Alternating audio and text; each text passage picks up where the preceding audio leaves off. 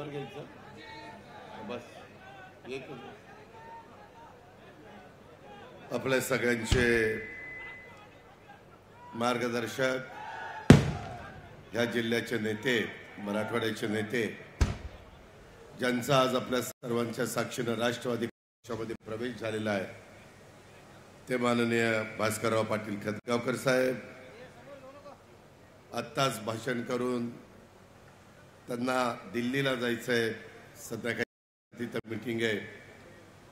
ते पक्षाचे प्रांताध्यक्ष सुनील तटकरे खासदार, मंत्रिमंडळातील माझे सहकारी सहकार मंत्री बाबासाहेब पाटील, माजी मंत्री नवाब मलिक साहेब, माजी मंत्री आणि विद्यमान विधानसभा सदस्य संजय बनसोडेजी, माजी खासदार आणि विद्यमान आमदार प्रताप चिखलीकर, आमदार विक्रम काळेजी, आमदार राजू नवगरेजी, प्रदेश अध्यक्ष सूरज चव्हाणजी, माजी आमदार आणि ज्यांनी राष्ट्रवादी काँग्रेस पक्षामध्ये आज भास्करांच्या बरोबर असंख्य सहकाऱ्यांच्या बरोबर प्रवेश केला, ते ओमप्रकाश पोकर्णजी, डॉक्टर मिनलताई खतगावकरजी, मोहनराव हंबर्डे माजी आमदार अविनाश घाटेजी, दिलीपराव धर्माधिकारी, माजी उपमहापौरांनी ज्यांनी प्रवेश केला ते सुरजीत सिंग गिल, बाळासाहेब पाटील रावणगावकर, जीवन घोगरेजी, प्रवीण पाटील चिखलीकर, रामदास पाटील, व्यंकटराव पाटील गोजेगावकर, मोहम्मद खान पठाण, वसंत सुगरे, शिवराज पाटील होडकर, अशोकराव पाटील मुगावकर, आपल्या सर्वांच्या साक्षीने प्रवेश केला ते आपले सहकारी. तसंच माजी नगराध्यक्ष कल्याणराव सूर्यवंशी, सुनंदाताई जोगदंड, मुक्तेश्वरजी दोंडगे, माधवराव पावडे, आज पक्षप्रवेश केलेले हैदर पटेलजी, हंसराज पाटील बोरगावकरजी, सुरेखाताई पाटील, जोगिंदर सिंग खैरा, साहेबराव धनगे, भास्करराव पाटील भिलवंडे, तसंच मोहसिन खान पठाण, ॲडव्होकेट भाऊसाहेब गोटेकर, गफ्फार खान, डॉक्टर विक्रम देशमुख, मनोहरराव भोसीकर, कदम, शिवचरण डांगे, डॉक्टर उत्तमराव सोनकांबळे, राहुल हंबर्डे, त्यांनी पक्षप्रवेश केला ते राजू गंदीगुंडे, अनेक इथं माझ्या नांदेड जिल्ह्यातनं, नांदेड शहरातनं भास्करांच्या बरोबर आजच्या पक्षप्रवेशाच्या कार्यक्रमाच्या निमित्तानं बऱ्याच मान्यवरांनी प्रवेश केलेला आहे. ते सर्व मान्यवर नेतेगण, कार्यकर्ते, आजीबाजी पदाधिकारी, मोठ्या संख्येने जमलेल्या माझ्या लाडक्या बहिणी, माझे शेतकरी बंधू, माझे प्रतिष्ठित नागरिक, पत्रकार मित्र, इलेक्ट्रॉनिक प्रिंट मीडियाचे सगळे माझे सहकारी, संघटनेमध्ये काम करणारे सर्व सन्माननीय पदाधिकारी आणि माझ्या तरुण मित्रांनो, वेळ बराच झालेला आहे जी मला जाणीव आहे. उन्हाची तीव्रता आहे, उन्हाचा चटका जाणवायला लागलेला आहे. प्रचंड संख्येने आमच्या महिला लाडक्या बहिणी इथं उपस्थित आहेत. त्यांना आणि माझ्या शेतकरी बांधवांना मी मनापासून धन्यवाद देतो, मनापासून आभार मानतो. आपल्या सर्वांचा आराध्य दैवत युगपुरुष छत्रपती शिवाजी महाराज, स्वराज्य रक्षक छत्रपती संभाजी महाराज, स्वराज्य जननी जिजाऊ माँसाहेब, छत्रपती राजर्षी शाहू महाराज, क्रांती सूर्य महात्मा ज्योतिराव फुले, महामानव डॉक्टर बाबासाहेब आंबेडकर, पुण्यश्लोक अहिल्यादेवी होळकर, क्रांतीज्योती सावित्रीबाई फुले, त्याचबरोबर अण्णाभाऊ साठे, ह्या सर्व महामानवांना, मौलाना आझाद, या सर्वांना मी अभिवादन करतो. मित्रांनो, किती जणांना माहिती आहे मला माहिती नाही, पण आजचा दिवस 23 मार्च हा दिवस शहीद दिवस म्हणून पाळला जातो.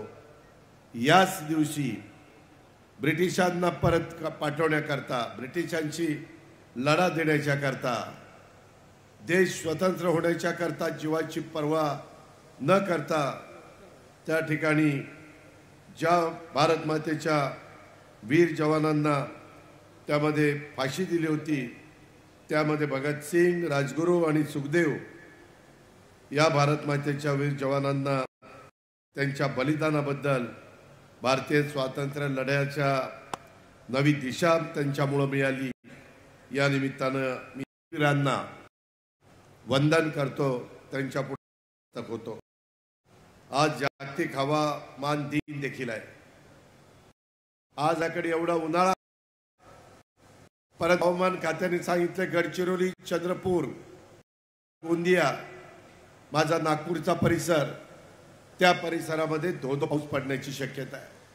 हे ग्लोबल वॉर्मिंगचं संकट आहे, आपल्याला काळजी घेतली पाहिजे। पुढच्या पिढी आपण जर काळजी नाही घेतली करणार, आणि त्याच्यामुळं या सरकारमध्ये देवेंद्रजी, एकनाथराव शिंदे, मी आणि आमचे अनेक सहकारी महायुतीच्या सरकारच्या माध्यमातून काम करतो। त्यावेळेस पासून बांद्यापर्यंत आम्हाला जाण सन्मान नेते भास्करराव खतगावकर साहेबांनी सांगितलं तसं गेल्या 35 वर्ष राजकारणात काम करतोय। मी खासदार, राज्यमंत्री भूषवलं, विरोधी पक्ष नेतेपद भूषवलं, आज 6व्यांदा उपमुख्यमंत्री म्हणून मी तुमच्या समोर आहे। आणि माझा एकच ध्यास, मी आपलेलो नाहीये। मी आपल्यालाही सांगेन, ताम्र मला कोणी चालेल नाहीये। जनता जनार्दन, माझ्या लाडक्या बहिणी, माझे शेतकरी बांधव, हातामध्ये देश कुणाच्या हातात द्यायचा, राज्य कुणाच्या हातात द्यायचं, हे घटनेचे शिल्पकार डॉक्टर बाबासाहेब आंबेडकरांनी, संविधानाने, कायद्याने हा सगळा अधिकार हा जनतेला दिलेला आहे। आणि त्याच्यानी टाकलेल्या विश्वाला कुठेही तडा जाऊ न देता, मग माझा मराठवाडा असेल, विदर्भ असेल, उत्तर महाराष्ट्र असेल, कोकण असेल, पश्चिम असेल किंवा मुंबई सारखं शहर असेल, ह्या सगळ्या भागामध्ये वेगवेगळे प्रश्न आहेत। आज देखील इथं बोलत असताना नांदेडच्या या ऐतिहासिक आणि धार्मिक वारसा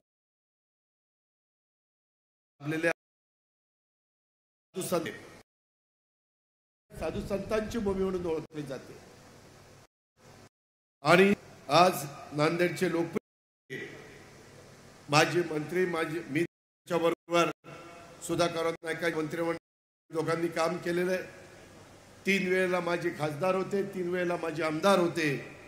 त्या भास्करराव खतगावकर साहेब आणि माझे आमदार आणि माझी शहराचे नांदेड शहराचे ओमप्रकाश पोकर्णा, आमच्या जिल्हा परिषदेच्या सदस्य आणि सामाजिक कार्यकर्ता डॉक्टर मिनल पाटील खतगावकर आणि बरेच सुरजीत सिंग गिलजी, अशोक पाटील, मुगाव, मी आता पुन्हा सगळ्यांची, हैदर पटेलजी, जोगिंदर सिंग, मान्यवरांनी सगळ्यांनी प्रवेश केलेला आहे।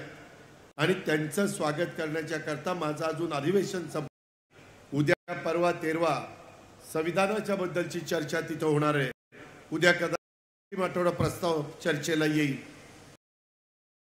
प्रतापराव चिखलीकरांना आणि भास्करराव पाटील खतगावकरांना, मिनलताईंना, पोकर्णा साहेबांना, ह्या सगळ्यांना शब्द दिलेला होता। ज्यावेळेस मोहनरावांच्या पक्षप्रवेशाच्या निमित्तानं आणि इतर कार्यकर्त्यांच्या पक्षप्रवेशाच्या निमित्तानं सांगितलं की मी परत येईन। आणि आजही सांगतो, मला दादा अजून संपल्यानंतर आपल्या पक्ष त्या ठिकाणी नांदेडच्या वेगवेगळ्या भागात घ्यायचे, त्याला पण मी येईन। आणि ह्याच्यातून बेरीजचं राजकारण, इथं स्वर्गीय यशवंत फोटो लावलेला आहे। यशवंतराव चव्हाण साहेबांचं स्मरण करून सुसंस्कृत महाराष्ट्र कसा असला पाहिजे, विरोधक कसं वागलं पाहिजे, कसं बोललं पाहिजे, विरोधकांना पण कसा मान सन्मान ठेवला पाहिजे। आणि असताना माणूस त्याचं समस्या याही सोडवण्याच्या करता राज्यकर्त्यांनी घेतले पाहिजे, परिश्रम घेतले पाहिजे, ही जी एक दिशा दिली, हा एक विचार दिला, त्या विचाराने आम्ही पुढे चाललेलो आहे. शाहू फुले आंबेडकरांच्या विचारधारेने आम्ही पुढे चाललेलो आहे. आम्ही फक्त छत्रपती महाराज शाहू फुले आंबेडकरांची नावं घेत नाही. त्यांनी त्यांच्या काळामध्ये विशेषतः महाराजांनी, छत्रपती शिवाजी महाराजांनी हिंदवी स्वराज्याची स्थापना केली. त्यावेळेस 18 पगड जाती 12 बलुतेदारांना घेऊन त्यांनी हिंदवी स्वराज्याची स्थापना केली. सर्वांना आपलंसं मानलं, जातीय सलोखा निर्माण केला, भेदभाव केला नाही. वेगवेगळ्या जातीची, धर्माची, पंथाची माणसं त्यांच्यामध्ये सरदार म्हणून होती. दारुगोळा सांभाळण्याची जबाबदारी काहींच्यावर होती. काही वेगवेगळ्या होते. कधी महाराजांनी त्याच्यामध्ये भेदभाव केला नाही. महिलांना तर अतिशय मानाची, सन्मानाची वागणूक ही त्या ठिकाणी महाराजांनी दिलेली आपल्याला इतिहासात वाचायला मिळते. कल्याणची सून सुभेदाराची, त्यांची कशी साडी चोळी नेसून तिचं आदरातिथ्य केलं, हे आपण इतिहास कधी विसरलेलो नाहीये. आणि अशा वेळेस आज आपल्या महाराष्ट्रामध्ये काही वेगळ्या घटना घडतात. तुम्ही टीव्ही मध्ये बघता, पेपरमध्ये वाचता, कुठं रेडिओवर ऐकता, आणि त्याच्यामुळं कुठंतरी मनाला वेदना होता. शेवटी हाडामासाची माणसं, सगळ्यांच्यामध्ये लालच रक्त आहे, पण कुठंतरी स्वतःची राजकीय वाजण्याच्या करता समाजामध्ये तेढ द्यायची आहे. आणि त्याच्यातून समाज दुभांगेल कसा, ह्याच्यातून विकास काय साधणार आहे, ह्याच्यातून आपले काही शेतीचे प्रश्न सुटणार आहेत, ह्याच्यातून रस्ते, लाईट, पाणी तुम्हाला मिळणार आहे, ह्याच्यातून रोजगार मिळणार आहे, ह्याच्यातून उद्योगधंदे, मोठे मोठे उद्योगपती तुमच्या माझ्या महाराष्ट्रामध्ये गुंतवणूक करायला येणार आहेत. जर आपल्या महाराष्ट्रामध्ये वातावरण खराब राहिलं तर उद्योगपती म्हणेल, मला कशाला तिथं जायचंय, मी करोडो रुपये कारखान्याचं कर्ज काढलेलं आहे, मला त्याची परतफेड करायची आहे, मला व्यवस्थित कारखाना चालवायचा आहे. आणि त्यामुळं नांदेडकरांनो, माझ्या मराठवाड्यातल्या जनते हो, आज जिथं कुठं चुका चाललेल्या आहेत त्या दुरुस्त करण्याच्या करता आम्ही आमचं सर्वस्व पणाला लावतोय. परंतु आपण पण जे चुकत असतील त्यांना 4 गोष्टी समजून सांगण्याचा प्रयत्न त्या ठिकाणी केला पाहिजे. अशा पद्धतीनं माझी तुम्हाला सगळ्यांना आग्रहाची, नम्रतेची विनंती आहे. आज सन्माननीय भास्करराव पाटील खतगावकर साहेब आणि पोकर्णजी, डॉक्टर मिनलताई या सगळ्यांनी आणि त्यांच्यावर असंख्य कार्यकर्त्यांनी, नेत्यांनी, त्यांच्यावर प्रेम करणारे नांदेड जिल्ह्यातील स्थानिक स्वराज्य संस्थांचे आजी माजी पदाधिकारी, कार्यकर्ते, मोठ्या संख्येने राष्ट्रवादी काँग्रेस पक्षात त्यांनी जाहीर प्रवेश केलेला आहे. त्या सर्वांचं मी मनापासून स्वागत करीनच. परंतु त्यांना पक्षाचा प्रमुख या नात्याने पुढच्या वाटचालीच्या करता शुभेच्छा देईल. आणि भास्करराव, तुमच्या साक्षीनं तुम्ही निश्चितपणे माझ्यापेक्षा वडीलधारी आहात. वडीलधाऱ्यांचा आदर करणं, सन्मान करणं ही आपली महाराष्ट्राची रीत आहे. आणि त्याच्यामुळं तुम्ही ज्या अपेक्षा केलेल्या आहेत, मी तुम्हाला आणि तुमच्याबरोबर आलेल्या सर्व मान्यवरांना सांगेन की राष्ट्रवादीमध्ये आल्यानंतर आपण आगीतनं उठलून फुफुट्यात पडलोय, अशा प्रकारची वेळ मी आणि माझे कुणीही सहकारी या ठिकाणी येऊन देणार नाही, अशा प्रकारचा विश्वास मी तुम्हाला देतो. भास्करराव पाटील खतगावकर हे महाराष्ट्राच्या राजकारणाला नवीन नाहीये. त्याच्यामध्ये त्यांनी आपल्या कार्यकाळामध्ये जनता हिताकरता अनेक मोठी कामं त्या ठिकाणी केलेली आहेत. त्यांचा अनुभव, त्यांची लोकसेवेची वृत्ती, त्यांचा उत्तम जनसंपर्क हे आपल्या राष्ट्रवादी काँग्रेस पक्षाला नक्कीच बळ देणारं ठरणार आहे. त्याचप्रमाणे आमचे माजी आमदार ओमप्रकाश कुलकर्णी यांनी आपल्या कार्यातून समाजाच्या विकासाच्यासाठी योगदान दिलेलं आहे. अनेक धार्मिक उपक्रमात देखील त्यांनी नेहमी नेतृत्व केलेलं आहे. त्यांचा आणि माझा अनेक वर्षाचा संपर्क आहे किंवा आमची ओळख आहे. ते जरी दुसऱ्या पक्षामध्ये होते तरी माझ्याकडे ज्यावेळेस यायचे त्यावेळेस आम्ही एकमेकाकडे नेहमी मानाने, सन्मानाने चर्चा करायचो, आदराने त्या ठिकाणी बघायचो. त्याचबरोबर आज पक्षामध्ये प्रवेश केलेले माझ्या मुलीसारखीच आहे. डॉक्टर मिनल पाटील खतगावकर या डॉक्टर जरी असल्या तरी त्या सामाजिक आणि शैक्षणिक कार्यामध्ये सक्रिय आहे. आत्ताच त्यांनी आदिवासी समाजातली गोरगरिबांची मुलं शिकतात त्या जे काही निधी राज्य सरकारकडनं महाराष्ट्रातल्या शिक्षण संस्थेला मिळाला नाही अशा प्रकारचं निवेदन मला दिलं. जवळपास 300-350 कोटी रुपये हे राज्य सरकारकडं थकलेले आहेत असं त्यांनी दाखवलं. मी आज संध्याकाळी मुंबईमध्ये पोहोचीन. रात्री मी उद्याच त्याच्याबद्दलची माहिती घेईन आणि जे आमच्या मुलीनं जी अडचण लक्षात आणून दिलेली आहे त्यामध्ये मी स्वतः लक्ष घालीन. नुकत्याच झालेल्या विधानसभेच्या निवडणुकीमध्ये नायगाव मतदारसंघातनं 80,000 मतं त्यांनी घेतली. त्यामुळे त्यांना चांगला जनाधार आहे. सासरे हे भास्करराव पाटील खतगावकरांचा आशीर्वाद आहे, त्यांचं लक्ष आहे. आणि हे काही गोष्ट एवढा जनसंपर्क आपल्याला नाकारता येणार नाही. आज नांदेड जिल्ह्यातील अनेक हजारो कार्यकर्त्यांनी राष्ट्रवादी काँग्रेस पक्षामध्ये प्रवेश केलेला आहे. त्या सर्वांचं मी प्रवेश झाला असं जाहीर करतो आणि राष्ट्रवादी काँग्रेस पक्ष आपण अधिक मजबूत करूया, बळकट करूया. तरुणांना संधी देऊया, महिलांना संधी देऊया, नव्या चेहऱ्याला संधी देऊया, जुन्या नव्यांचा योग्य समन्वय साधण्याचं काम करूया. आणि राष्ट्रवादीचा कार्यकर्ता हा खऱ्या अर्थाने समाजातल्या सर्व जाती धर्माला आपलंच करण्याचा प्रयत्न करतो. अशा प्रकारे तुमचं माझं काम आपापल्या कृतीतनं झालं पाहिजे अशा पद्धतीची पण विनंती मी या निमित्तानं करतो. आज आमचे प्रतापराव पाटील चिखलीकर साहेबांनी त्यांच्यासोबत त्यांच्या खांद्याला खांदा लावून लढणारे अनेक इतर पक्षाचे पण कार्यकर्ते त्यांचे प्रयत्न ते राष्ट्रवादीचे आमदार झाल्यापासून सतत चाललेले आहेत. सतत ते वेगवेगळ्या लोकांशी, नुसत्या नांदेडचे नाही, मराठवाड्यातल्या इतर भागातल्या अनेक लोकांशी माझ्याशी संपर्क आणतात आणि त्यांचे प्रयत्न, त्यांची मेहनत ही त्या पद्धतीनं चाललेली आहे. हे विसरून आपल्याला चालणार नाही.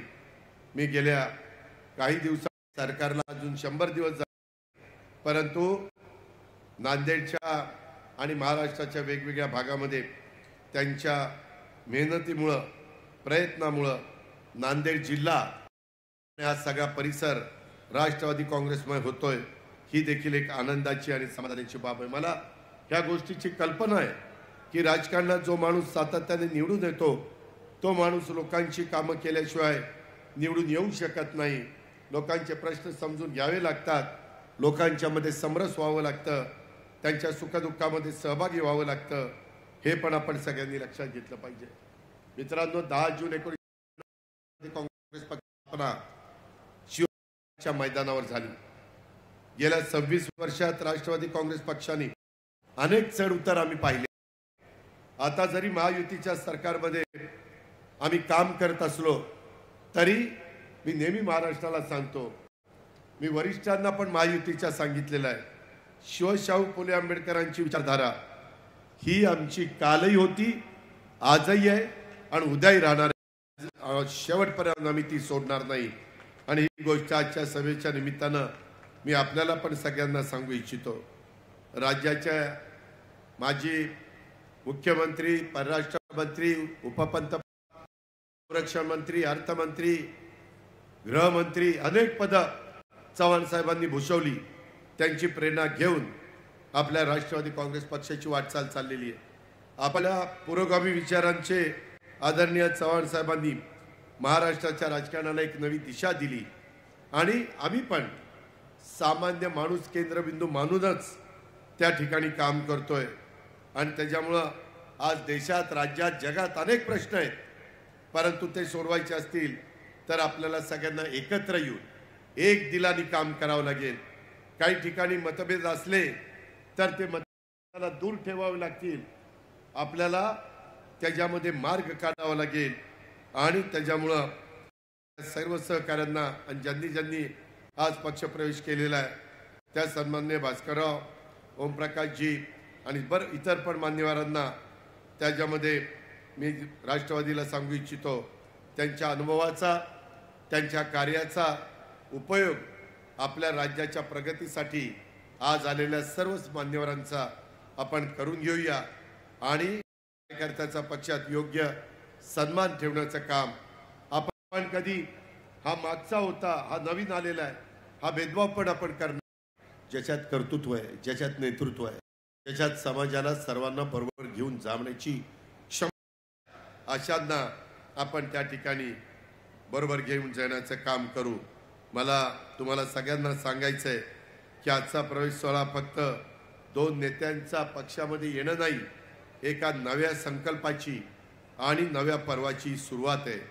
येणाऱ्या स्थानिक स्वराज्य संस्थांच्या निवडणुका मित्रांनो आपल्या दृष्टीने महत्त्वाच्या आहेत आणि त्यासाठी गावागावात आपल्याला जायचं आहे।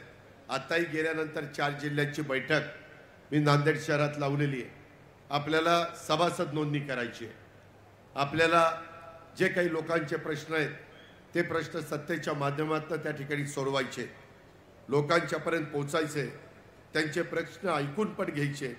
मला खात्री आहे आपण सर्वजण मिळून हे करू शकतो आणि त्याकरता आज आलेल्या मान्यवरांचा देखील अनुभव हा आपल्या सगळ्यांना उपयोगी पडेल।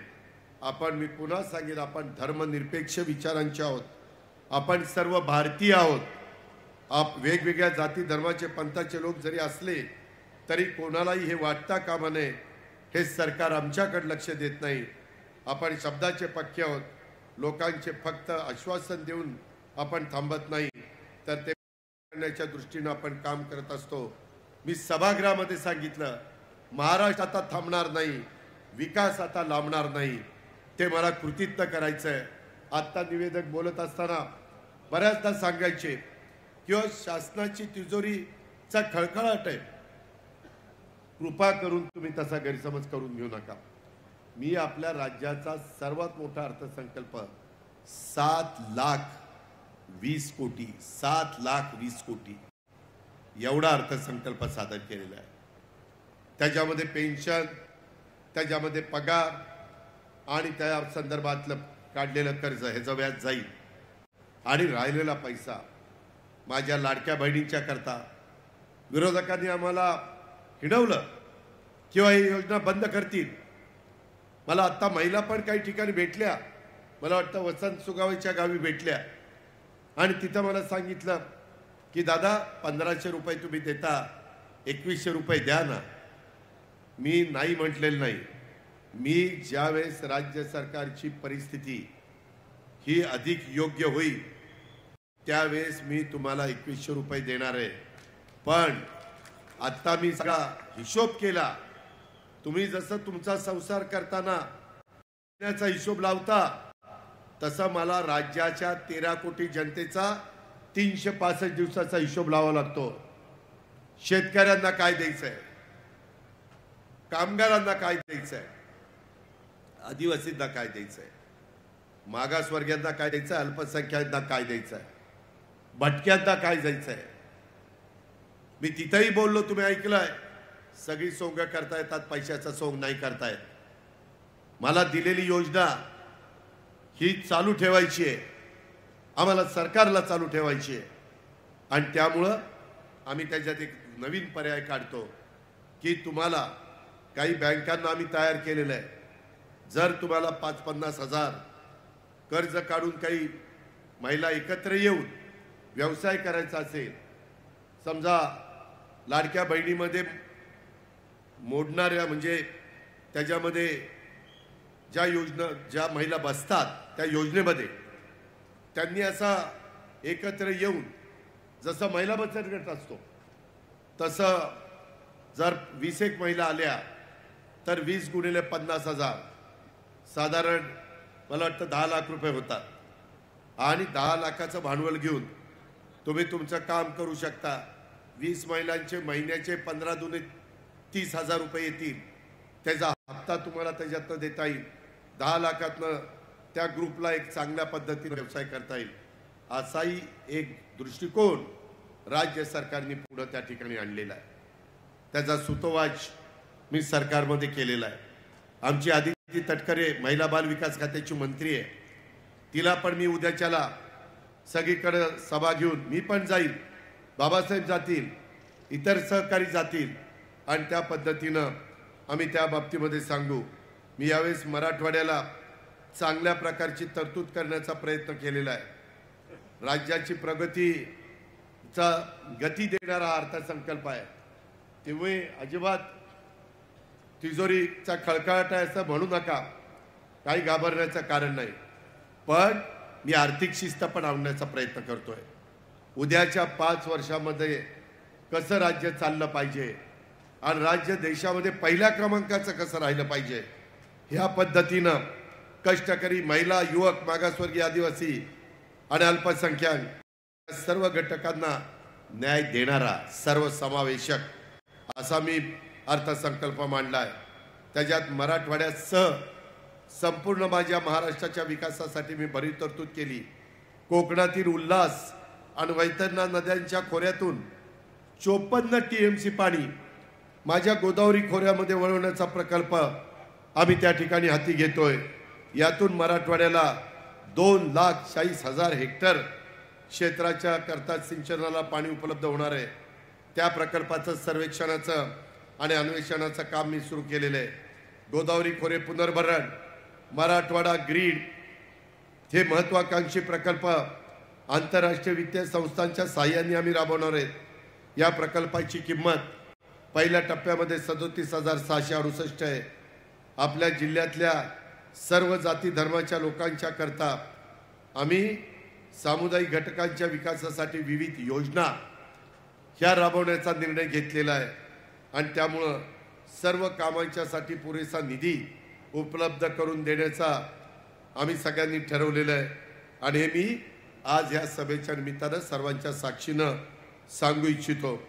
आज बोलत असताना काही गोष्टी डॉक्टर आमच्या मिनलताईंनी मांडल्या, आमच्या ओमप्रकाश पोकळरांनी मांडल्या, इतर पण काही मान्यवरांनी त्याच्यामध्ये काही गोष्टी मांडण्याचा प्रयत्न केला। अशोकराव पाटील मुगावकर असतील, मला तुम्हाला सगळ्यांना सांगायचं आहे, प्रतापरावांनी मांडल्या, सुनील तटकरेंनी मांडल्या। नांदेड जिल्ह्यातले काही महत्त्वाचे प्रश्न मी ज्यावेळेस सन्माननीय नेते भास्कररावांशी चर्चा केली, मी 2-3दा चर्चा केली, विनंतींची चर्चा केली, पोकळरांशी चर्चा केली, सगळ्या मान्यवरांशी चर्चा केली आणि ह्यांचं एवढंच म्हणणं होतं की दादा आपण अनेक वर्ष एकमेकाला ओळखतो, आम्हाला राष्ट्रवादी काँग्रेस पक्ष काही लांबचा नाही आहे, त्याच्यामध्ये विचारधारा साधारण आपली एकच आहे, पण आमची मागणी आहे की आमच्या मराठवाड्यातले प्रश्न जे प्रलंबित आहेत ते तुम्ही मार्गी लावले पाहिजे, त्याच्यामध्ये तुम्ही पुढाकार घेतला पाहिजे। त्याच्यात पहिलं काम त्यांनी आत्ताही सांगितलं, मला निवेदन पण दिलेलं आहे, लेंडी धरणाचं काम पूर्ण करा। लेंडी धरण आंतरराष्ट्रीय म्हणजे 2-3 राज्याचा प्रकल्प आहे, त्याच्यामध्ये गॉर्ज फिलिंग आणि बाकीच्या संदर्भातलं त्या ठिकाणचं काम आहे आणि त्यामध्ये 2026 मध्ये शेतकऱ्यांना पाणी जर लेंडी धरणाचं गॉर्ज फिलिंग झालं आणि पुनर्वसनाचं धरणाचं 80% काम पूर्ण झालंय, राहिलेलं 20% काम झालं आणि कॅनॉलचं 80% काम पूर्ण झालेलं आहे, राहिलेलं काम जर वर्षभरात आम्ही पूर्ण करू शकलो तर तेलंगणा प्रांतामध्ये गेलेला जे आता पाणी आपलं तिकडं जात आहे, वाहून चाललेलं आहे, ते पाणी अडवलं जाईल आणि माझा इथला 72 शेतकरी, कष्टकरी शेतकरी हिरवीगार त्याचं स्वतःचं शेत त्या ठिकाणी बनवेल, ह्याकरता त्यांची मागणी आहे, रास्त मागणी आहे। त्याबद्दल मी स्वतः त्या ठिकाणी लक्ष घालीन। मला प्रतापराव चिखलीकर तुम्हाला सांगायचं आहे, सतीश चव्हाण आला नाही, त्याच्या काही कामाच्या निमित्तानं मी उद्या सकाळी चाललोय संभाजीनगरला। विक्रम काळे तुम्ही इथं आहात, तुम्ही 8 जिल्ह्यांचे आमदार आहात, तुम्ही पण ह्याच्यामध्ये थोडा पाठपुरावा करा। मला इथं माझ्या स्टाफपैकी जे कोणी OSD किंवा प्रायव्हेट सेक्रेटरीला असतील त्यांनी पण डिक्लेअर त्याची नोंद घ्यावी आणि ह्या सगळ्या गोष्टी भास्करराव तुम्हाला शक्य असेल तर तुम्ही, नाहीतर प्रतापराव, मी, पोकर्णा, मिनलताई, आम्ही त्यामध्ये आमचे मोहनराव असतील, आमचे अविनाशराव असतील, आमचे बाकीचे सगळे माझे सहकारी असतील, आम्ही सगळेजण त्या ठिकाणी, मुक्तेश्वर दोंडगे असतील, सगळे मुंबईमध्ये बसून मी अधिवेशन संपल्यानंतर याची बैठक लावतो आणि त्या अधिकाऱ्यांना विचारतो तुम्हाला कुठलं काय काय अडचण आहे, त्याकरता त्या खात्याचा मंत्री म्हणून गिरीश महाजन साहेबांना पण बोलवतो. ह्या पद्धतीनं मन्यार धरणाच्या कॅनॉलचं सिमेंट कॉन्क्रीटचं लाईनिंग करण्याचं काम, लेंडी धरणाचं राहिलेलं काम पूर्ण करण्याचं काम, कोलंबी उपसा सिंचन योजना मूळ आराखड्याप्रमाणे त्याच्यात मांजरम, कोलंबी, कृष्णूर, पाटोदा, बुद्रुक आणि कहाळा या गावच्या जमिनी शेतकऱ्यांच्यासाठी पाणी देणं, त्याच्यामध्ये बावळी बंधाऱ्याचा जो प्रश्न आहे, मेमध्ये पाणी सोडून द्यावं लागतं, त्या संदर्भामध्ये पुन्हा काय आपल्याला करता येईल, त्या राज्याशी चर्चा करून मार्ग काढता येईल का केंद्र सरकारला हस्तक्षेप करायला सांगायचं ते काम. त्याचबरोबर नांदेड, नायगाव, नरसी, देगलूर, बिदर रेल्वे लाईन ती मंजूर झालेली आहे, ती मंजूर करण्याचं काम. बोधन, बिलोली, नरसी, मुखेड रेल्वे ती मंजूर करण्याचं काम. आणि नांदेड, नरसी, देगलूर, हैदराबाद हा रस्ता चौपदरी करण्याचं काम हे आपल्याला नितीन गडकरी साहेबांच्याकडनं करून घ्यावं लागेल. आणि मनार व लेंडी नदीवर उच्च पातळीचे कोल्हापूर पद्धतीचे बॅरेजेस, मी नाथसागरपासून पार बाबळी बॅरेजपर्यंत अनेक बंधारे त्या ठिकाणी बांधलेले, बॅरेजेस बांधलेले आहेत. त्याच्यावर गोदाकाठच्या दोन्ही तीरावर मोठ्या प्रमाणावर शेती ओलिताखाली आलेली आहे. परंतु अजून आपली मनार आणि लेंडी नदीवरची मागणी आहे. आपण मांजऱ्याला केलं, आपण सिंदफाड्याला केलं, आपण तापीला केलं, आपण गोदावरीला केलं, पण भास्करराव खतगावकरांची आणि तुमची सगळ्यांची मागणी आहे मनार आणि लेंडी नदी, त्याचाही सर्वे झालाय का? झाला नसेल तर करायला लावतो.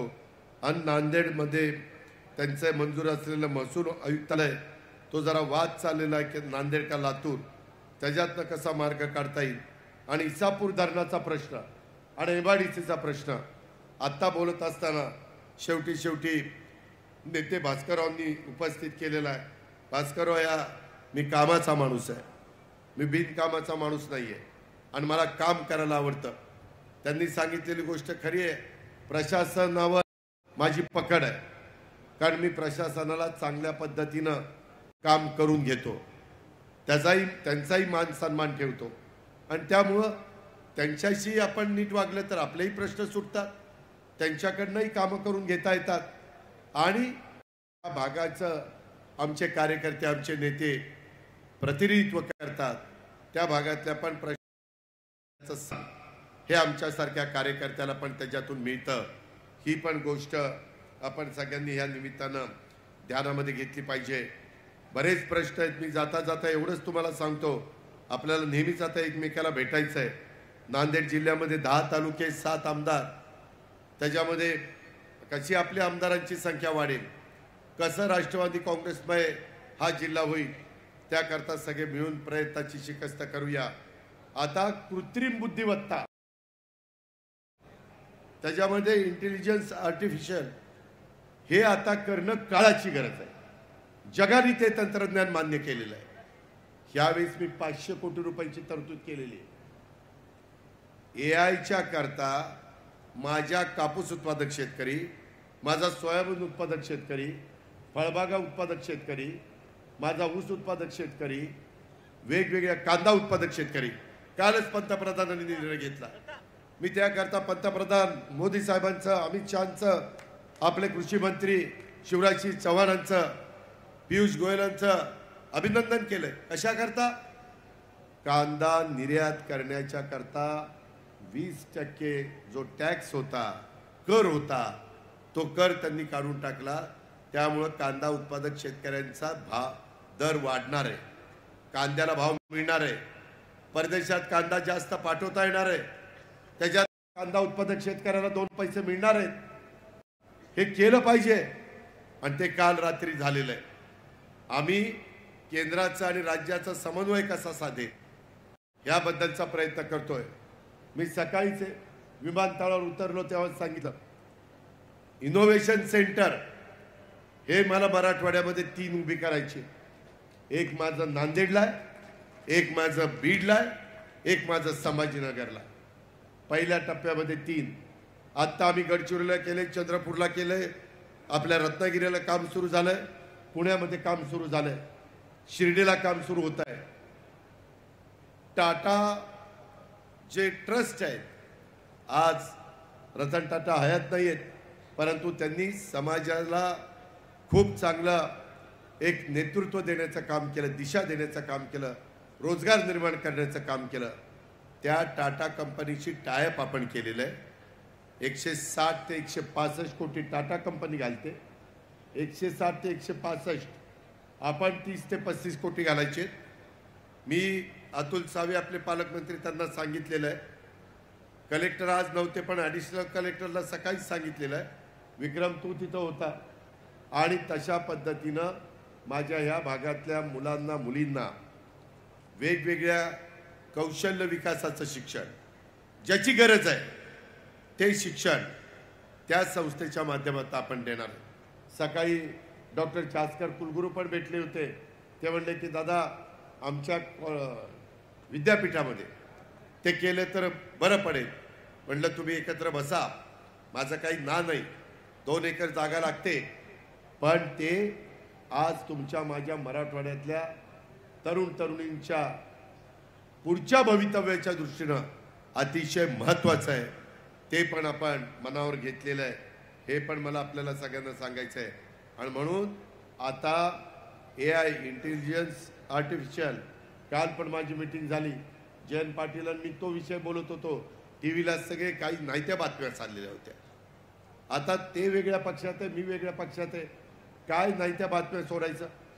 आणि त्यामध्ये तुम्हाला सांगतो शेतकरी मित्रांनो, ते जे काही नवीन तंत्रज्ञान आहे त्याच्यामध्ये मशीन असतं, तुमच्या इथं पण फोनवर ते कळवतं की आज तुमच्या सोयाबीनच्या पिकाला एवढं पाणी देण्याची गरज आहे, एवढं खत देण्याची गरज आहे, त्यापेक्षा जास्त पाणी खत द्यायचं नाही, त्याच्यातून उत्पादकता वाढते। माझ्या इथं 60 टन 70 टन ऊसाचं एकरी उत्पन्न निघत होतं, आम्ही ते तंत्रज्ञान वापरलं। आम्ही कृषक 2025 भरवलं होतं, महाराष्ट्रातले बरेच शेतकरी येऊन बघून गेले। आता आमचं त्या ज्यांनी AIचा वापर केला त्यांचं टनेज 100 टनाच्या पुढे गेलं, 100 टनाच्या पुढं। आणि आम्ही त्याच्याकरता वेगवेगळी व्हरायटी त्या ठिकाणी आणलेली आहे, त्याच्यामध्ये 265 आहे, 7219 आहे, 86 आहे, 15012 ऊसाच्या व्हरायट्या सांगतोय, 18121, 8005, 10001, 13007 आणि 15006 एवढ्या वेगवेगळ्या व्हरायट्या काढलेल्या आहेत। त्याच्यातनं रिकव्हरी वाढतीये। मगाशी बोलत असताना आमच्या भास्करराव खतगावकर साहेबांनी गोदावरी मदार सहकारी साखर कारखान्याचा पण उल्लेख केला। बाबासाहेब तुमच्याकडे सहकार मंत्रालय, तुम्ही त्याच्याबद्दलची बैठक लावायची, जिथं कुठं गरज असेल तिथं मला सांगायचं, आणि साखर आयुक्ताला बोलून घ्या, तुमचे ECS सहकारला बोलून घ्या, आणि त्या पद्धतीनं चर्चा करा काय पाहिजे काय नाही। त्याच्यामध्ये भास्कररावांचं म्हणणं असं आहे की त्याच्यामध्ये IFCI त्याची मदत लागेल, NCDCची मदत पाहिजे का IFCIची मदत पाहिजे, ते भास्करराव आम्ही चर्चा करू, ठरवू, आणि त्या पद्धतीनं त्याच्यात पुढे जाऊ। मित्रांनो, आम्ही अनेक कारखाने उत्तम पद्धतीनं चालवणारी लोक आहोत। बाबासाहेब पाटील आपल्या अहमदपूरचे लातूर जिल्ह्यातले, त्यांना विचारा, माझ्या माळेगावचा भाव 3636 रुपये मी गेल्या वर्षी दिला, 3636 रुपये टन, आणि दुसऱ्या कारखान्याचा 3571 रुपये टन असे आम्ही भाव देतो। आम्ही 0% व्याजाने पुणे जिल्हा मध्यवर्ती सहकारी बँक शेतकऱ्याला पीक कर्ज देते, 0% व्याज। आपल्या इकडं नंदीवाले माकडवाले 10 रुपये शेकड्याने पैसे देतात, कसा शेतकरी उपजायला यायचा। त्याकरता पण यंदा मी बजेटमध्ये आणि DPC मध्ये तरतूद ठेवलेली आहे। पंजाबराव देशमुख व्याज सवलत योजना ती आणलेली आहे। माझ्या लाडक्या बहिणींनो, माझ्या शेतकरी बांधवांनो, खूप गोष्टी आम्ही स्वतः केल्या। मी वरवर बोलत नाही, मी माझ्या इथं करून दाखवलंय, आणि ते फक्त माझ्या परिसरात करून चालणार नाही, ते सर्व दूरपर्यंत चांद्यापासून बांद्यापर्यंत पोहोचलं पाहिजे। आणि म्हणून ते पोहोचवण्याची आम्ही मानसिकता केलेली आहे, ती जिद्दची चिकाटी आमच्याकडे आहे आणि त्याकरता सकाळी 6 ते रात्रीपर्यंत आम्ही काम करत असतो। त्याचा फायदा तुम्ही करून घ्या। हे नुसतं ह्या कानाचं ऐकून त्या कानाने सोडू नका।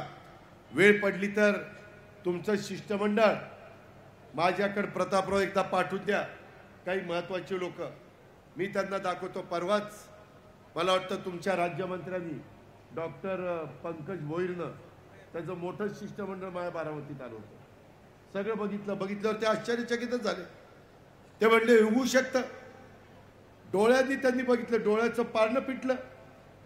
तुम्ही पण या ना, ज्याची ऐपत आहे त्यांनी या, जरा पहा, मला आधी सांगा, मी तुमची तिथं दाखवण्याची व्यवस्था करीन, दुपारच्या जेवणाची पण करीन। पण या बाबांनो, बघा, जे चांगलं आहे ते आत्मसात करा आणि याकरता राज्य सरकारची जी काही मदत लागेल तिथं आम्ही आहोत ना तुमच्या पाठीशी। तुम्ही का घाबरताय? माझ्या महाराष्ट्रातल्या शेतकऱ्याला विनंती आहे, अजिबात आत्महत्येचा विचार मनामध्ये आणता कामा नये। कोणी तुम्हाला काही त्रास देणार नाही, तुम्ही हिमतीनं लढा, तुम्हाला चांगलं बियाणे देईन, तुम्हाला चांगल्या पद्धतीनं कृत्रिम बुद्धिमत्तेचा जे काही एआयचं तंत्रज्ञान आलंय ते तंत्रज्ञान तुमच्यापर्यंत कृषी खात्याच्या मार्फत आम्ही पोहोचू। आमच्याच माणिकराव कोकाटेकडे ते खातं आहे। या गोष्टीचा विचार आज मी पक्षप्रवेशाच्या निमित्तानं आलोच, परंतु त्याचबरोबर नुसता पक्षप्रवेश नाही, त्याचबरोबर इथली माझ्या शेतकऱ्यांची मध्ये आर्थिक सुबत्ता आली पाहिजे, शेतकरी समाधानी झाला पाहिजे।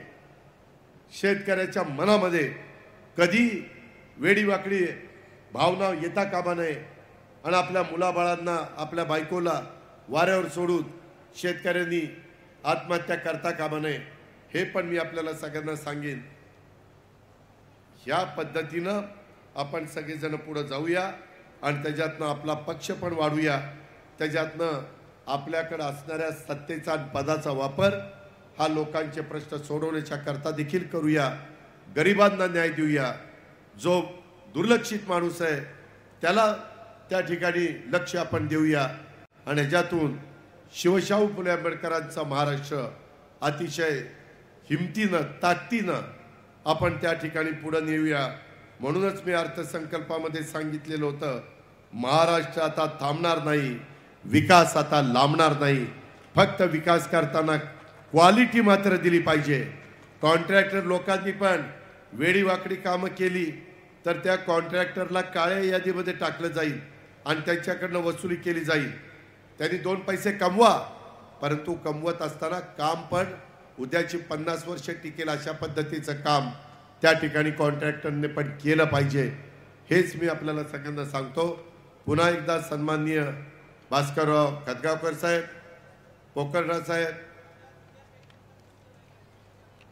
जुन्यात ये भेटायला तुला बघतो, त्यामध्ये मी आपल्याला जे प्रश्न आहेत ते प्रश्न सोडू, कुणालाही आम्ही वाऱ्यावर सोडणार नाही। उलट आम्ही आता जी काही नवी योजना आणलेली आहे ती जुन्यांपेक्षा चांगली आहे। 1 कोटीच्या पुढे माणूस जातो आणि त्याच्याबद्दल आम्ही तुमच्या पण लोकांशी बोललो, जे लीडर आहेत त्यांच्याशी। आम्हालाही कळतंय असं वन साइड राज्य चालत नाही, तुमचं आमचं हातात हात घालून राज्य चालवावं लागेल। त्याच्यावर तुम्ही मुद्दा उपस्थित केलेला तो असेल किंवा इतर काही प्रश्न असतील, त्याही प्रश्नाच्या बद्दल सकारात्मक भूमिका ह्या महायुतीचं सरकार घेईल हाही शब्द देतो। पुन्हा या मान्यवरांचं स्वागत करतो। भर दुपारी आपण प्रचंड संख्येने माझ्या मायमाऊली, माझ्या लाडक्या बहिणी आणि माझे बांधव आले, त्याबद्दल त्यांना धन्यवाद देतो आणि आपली रजा घेतो। जय हिंद, जय महाराष्ट्र। सन्मान्य दादांचे मनपूर्वक आभार आहे आणि यानंतर काही पक्षप्रवेश इथं होत आहे, ज्यामध्ये संचालक नांदेड जिल्हा मध्यवर्ती बँकेचे श्याम पाटील, श्री शिवाजी पाटील जाधव, माजी सभापती कृषी उत्पन्न बाजार समिती, सन्मान्य मोहितजी पाटील सुगावकर,